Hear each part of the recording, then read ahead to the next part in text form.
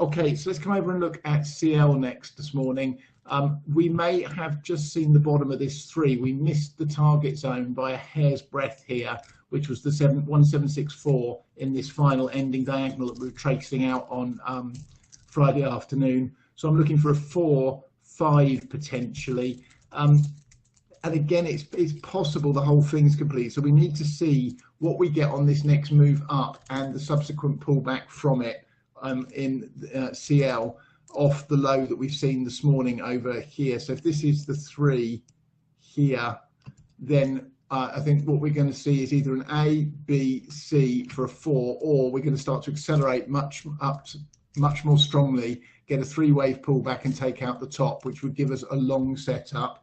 What I'm still looking for is this move up to the high 70s in this expanded flat pattern for the 4, which is shown on the daily chart. So we've got an A, B, and this impulse down to the C wave while we hold above this support region, and then up one last time. What I will be watching for as we start to confirm a local low is the retrace fibs against this.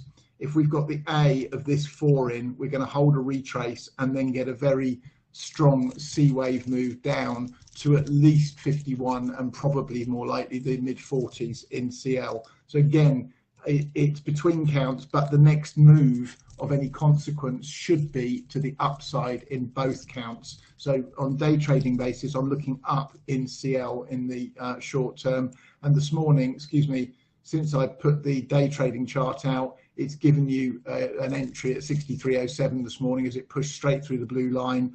It did come back and retest it almost to the penny. And if you've taken that, again, 50 points in the bank and half off, stops to entry on the balance as we speak. Now, NQ, bless it.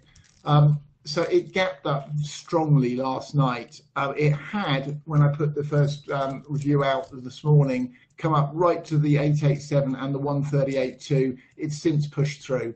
So I'm watching this 1618 extension here at 36.61. If we hit that, then the next pullback is going to tell us what's going on, because if it pulls back and holds in this region here, then this is a 3, this is a 4, and we're going to still get a 5th up, and then this 2 would already be in over here, and the next move down, although it should be deep, is going to be a corrective move down, not the move to a new much substantially lower low in NG. So it's critical at this point to see it ideally not get to the 1618 extension and reverse strongly, and then we need to take out that 3100 area, and we need to do it with some strength to suggest that all we're seeing here is a high B wave.